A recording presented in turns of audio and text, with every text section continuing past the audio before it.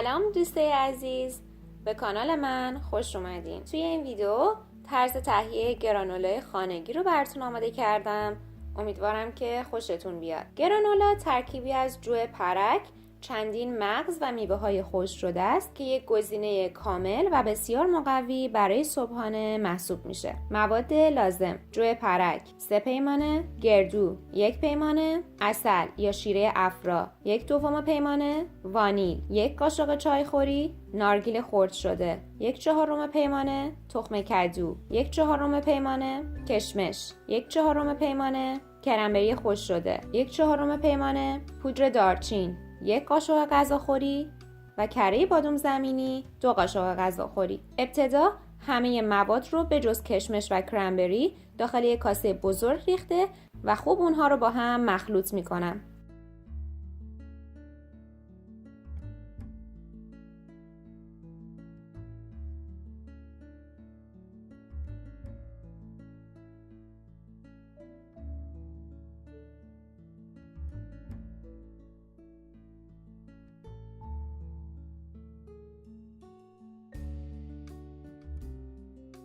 مواد رو داخل یک سینی فر ریخته و قالب رو به مدت 40 دقیقه داخل فر با دمای 150 درجه سانتیگراد قرار میدم.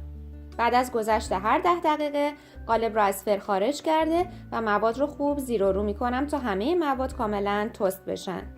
در 10 دقیقه آخر، یعنی بعد از گذشت 30 دقیقه، قالب رو از فر خارج کرده و بعد از زیر و رو کردن مواد کشمش و کرنبری خشک شده رو اضافه میکنم.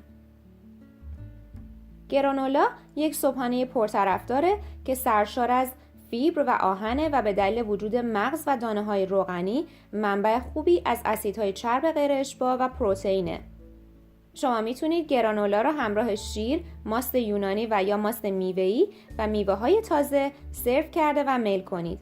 قول میدم که حتما از طعم بی‌نظیرش و البته ظاهر خوبش بسیار لذت خواهید برد.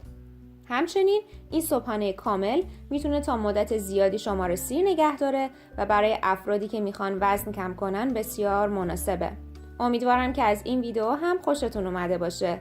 همچنین خوشحال میشم که این ویدیو رو لایک کنید، به اشتراک بذارید و برای دریافت ویدیوهای با کیفیت سابسکرایب کرده و عضو کانال بشید.